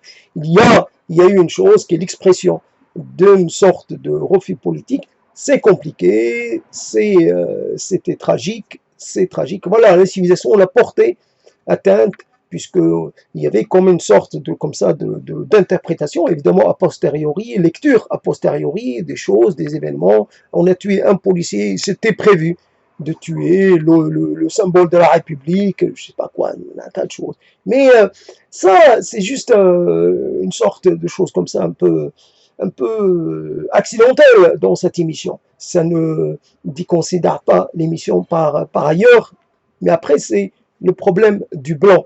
Alors, j'ai compris qu'en fait, le blanc et le noir, le blanc, c'est pas une catégorie chromatique, c'est une catégorie culturelle. Donc voilà comment je dois obliger, alors que je fais comme Goebbels, qui aurait dit, chaque fois que j'entends le mot culture, je sors mon revolver, et donc, ou mon pistolet, donc homologueur, je sais pas comment il l'a dit exactement, En tout cas, chaque fois que j'entends le mot blanc, ben je cesse. Moi, je décroche, j'arrête. Quelquefois, je suis obligé, quand je lis, je suis obligé de passer outre, mais quand même. Alors que le blanc, le blanc, le blanc, le blanc, le blanc, est-ce qu'on ne peut pas présenter les gens sous une autre catégorie? On dit très bien, un citoyen américain était tué par la police. Ce citoyen-là a été tué par la police dans des conditions, voilà, c'est simplement. Pourquoi noir? Il se trouve que, je sais pas, c'est pourquoi continuer d'insister sur le caractère évidemment afro-américain. Pourquoi, quand on parle d'américain, on ne dit pas européo-américain ou, je sais pas, russo-américain ou on dit, c'est uniquement. Et c'est un peu compliqué. Donc, prendre la parole, c'est compliqué de prendre la parole pour faire un peu, comment dire, pour faire un peu une mise au point. C'est toujours compliqué les mises au point. Les mises au point, on ne les fait pas tout seul dans cette position. On les fait en face de quelqu'un. Et ce quelqu'un va répondre et on va, finalement, on va partir de cette réponse pour de nouveau retourner autre chose et dans une dynamique d'échange. Voilà. Et on aboutit quelque part. Tandis que seul, on n'aboutit pas. Soit on est au risque de passer pour quelqu'un qui, pour une thèse, qui, pour une interprétation, quelqu'un qui défend quelque chose, alors qu'en fait, le compliqué, c'est de dire que les choses ne sont pas faciles. Finalement, c'est une erreur que d'interpréter les choses d'une façon un peu trop facile, d'aller dans ce qui pourrait être de l'apparent et d'essayer de chercher quelque chose de plus caché. Donc, le racisme n'est plus une chose liée à la couleur, mais liée à la biologie, mais liée à la culture.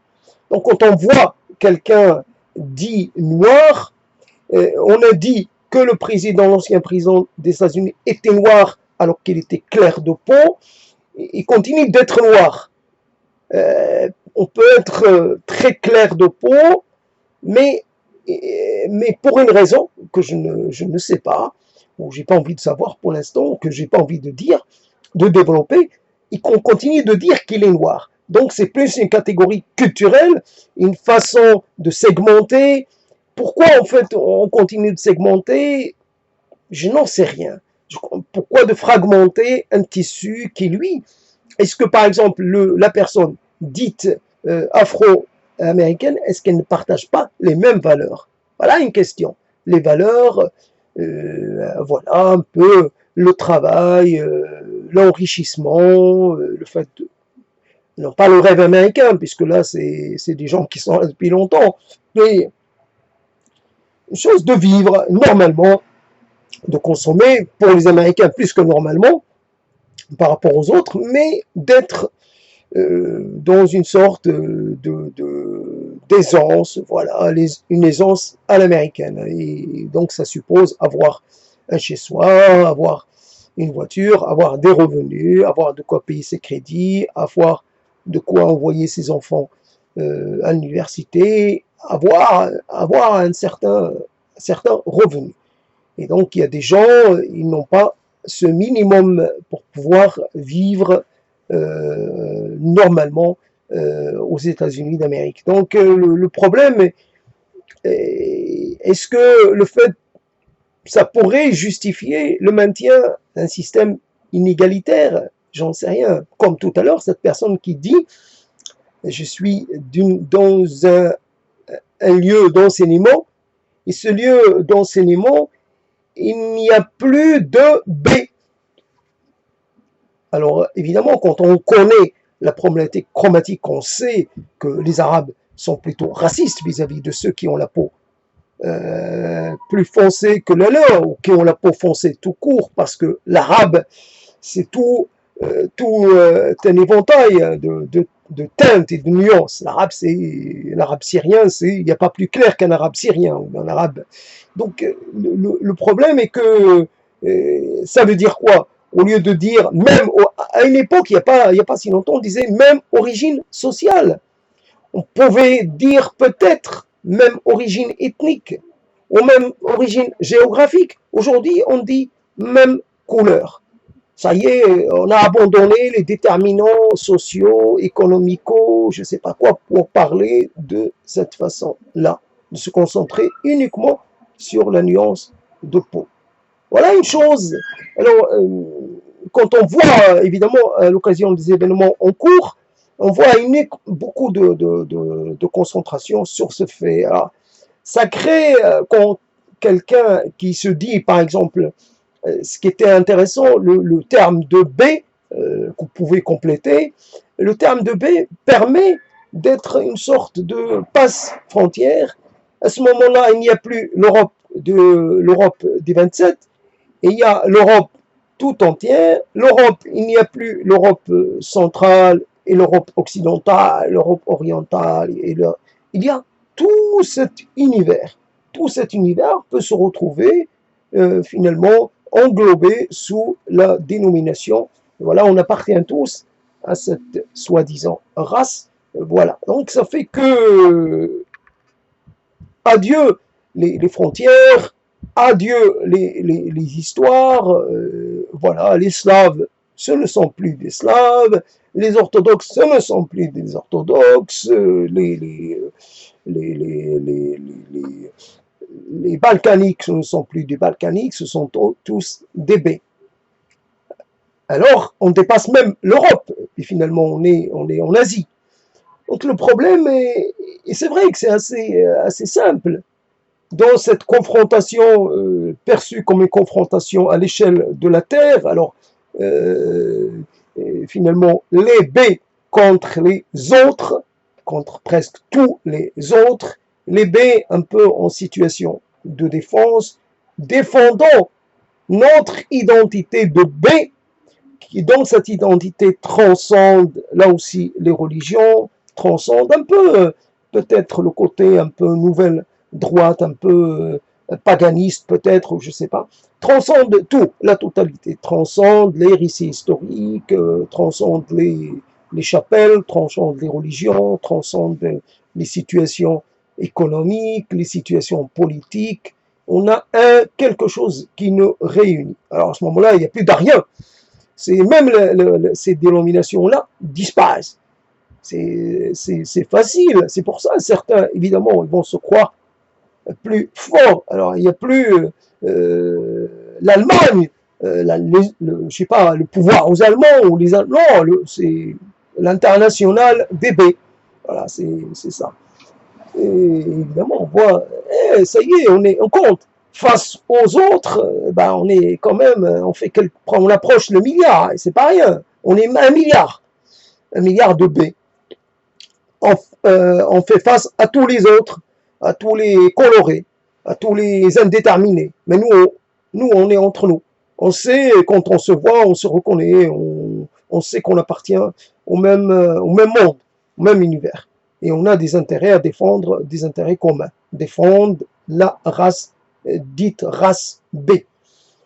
Voilà, c'est ça le problème. Alors évidemment, ça c'est un petit rajout, comme ça, à dire, pour revenir à la parole. Alors prendre la parole, est-ce que ça veut dire qu'on a réglé la question une fois pour toutes? Non, non, surtout pas. Parce que la question chromatique et toutes les confusions qui sont autour et toutes les approximations, etc., ben, ça ne change pas. Ça ne change pas, c'est permanent, c'est une lutte quotidienne et il faut souvent se résoudre à couper le son, à changer de chaîne, à changer de couper la radio parce qu'on ne veut pas. On ne veut pas. C'est symbolique, c'est de l'ordre du symbolique, ça n'a pas d'effet. On lance pas un message, on va dire, tiens, ils vont se rendre compte que beaucoup de gens se sont déconnectés à la prononciation du mot B. Non, on aimerait, qu'il y ait une sorte d'arrêt comme ça, un signal envoyé à ceux qui permettent justement cette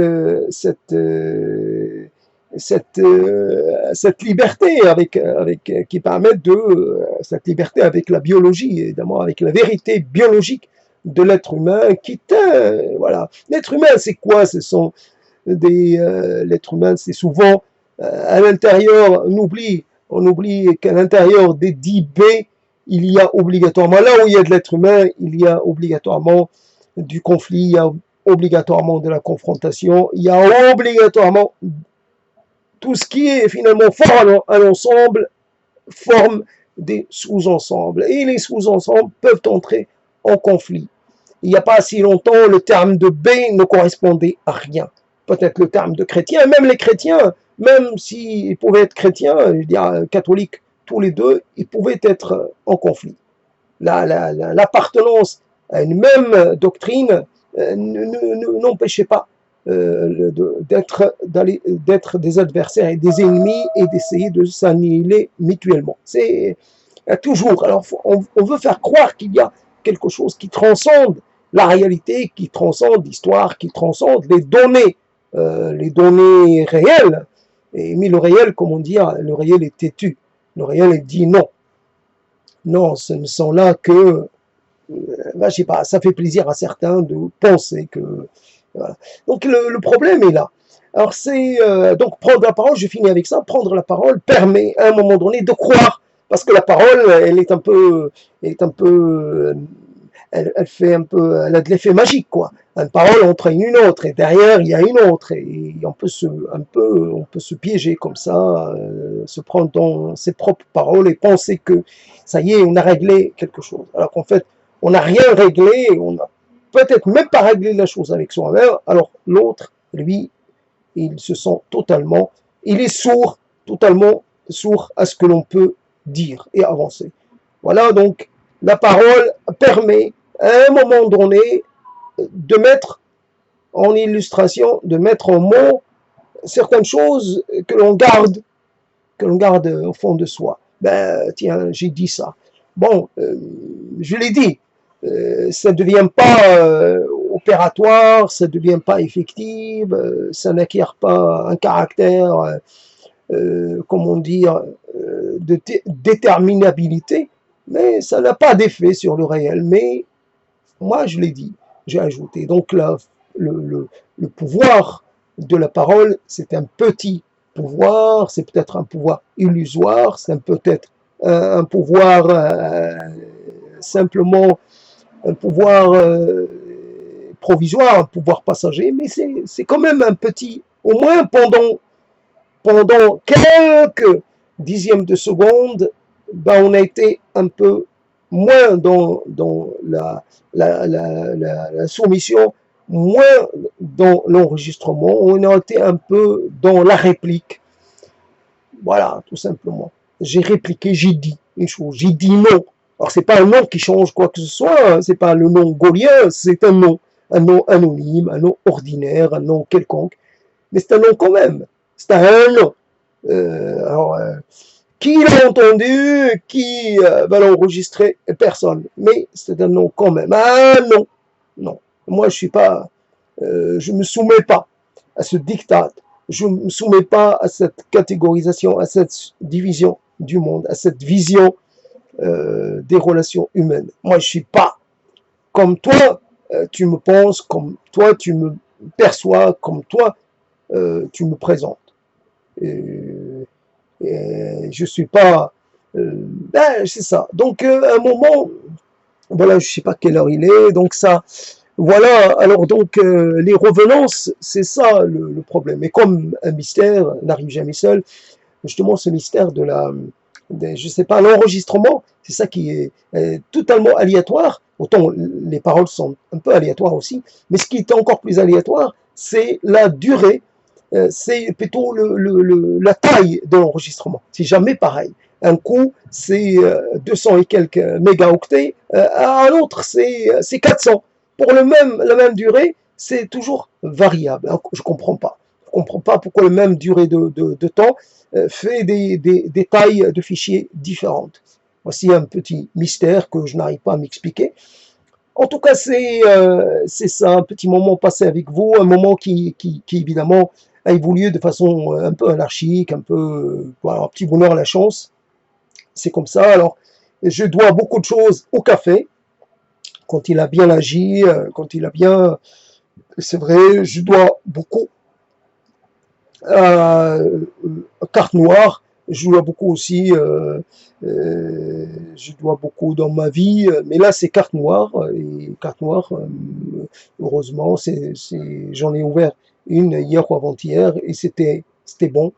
Donc il y a des petits plaisirs comme ça, alors on a un sentiment que peut-être que l'on que l'on jouit de certaines choses qu'on ne mérite pas. Il faut mériter sa jouissance, sa récompense. Qu'est-ce que j'ai fait pour mériter ce deuxième café ou ce café qui n'est pas le café du matin? Qu'est-ce que j'ai fait pour mériter ça? On aime toujours finalement fournir un effort, payer euh, pour obtenir quelque chose et non pas obtenir les choses comme ça de façon presque indue. Voilà, il y a un côté sentiment de ne pas mériter les choses.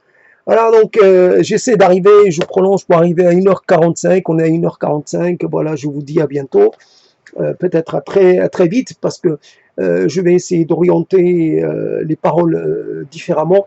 Et c'est vrai, j'ai rajouté, je sais pas, 1h45, était-ce nécessaire de parler autant? Était-ce même légitime? On peut se poser la question. À un moment, il y a le verbe, ça nous entraîne, et j'imagine le verbe un peu exponentiel.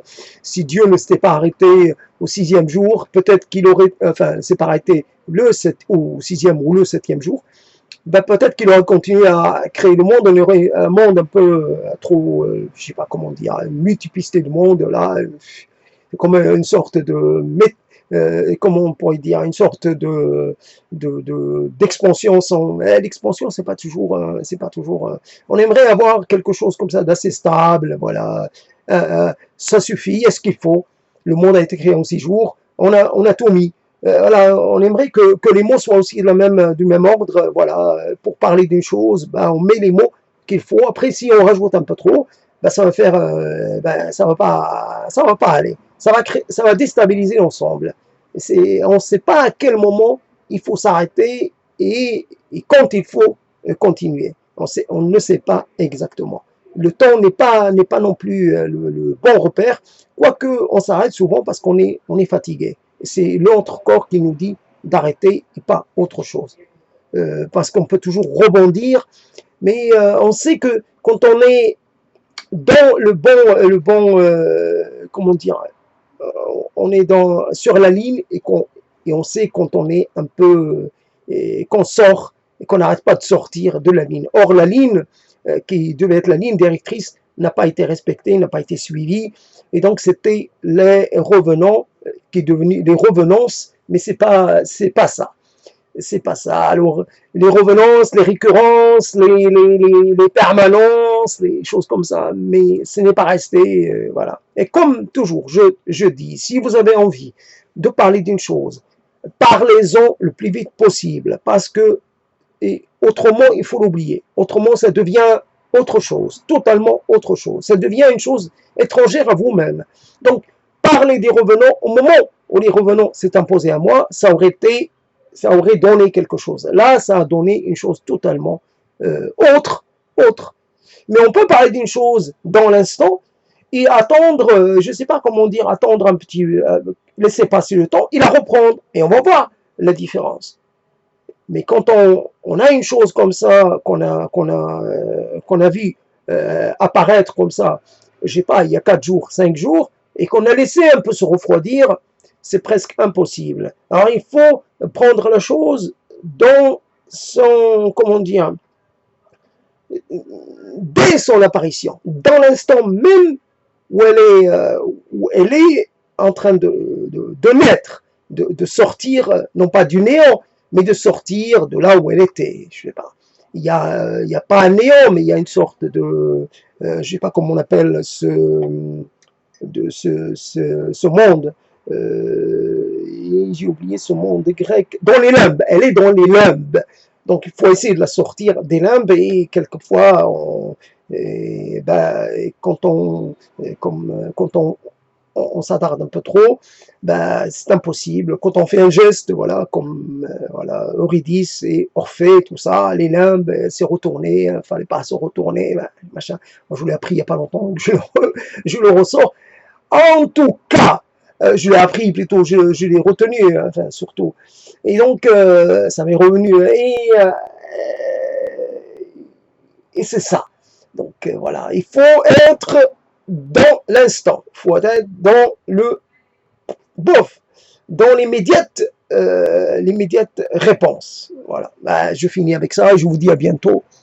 À bientôt donc.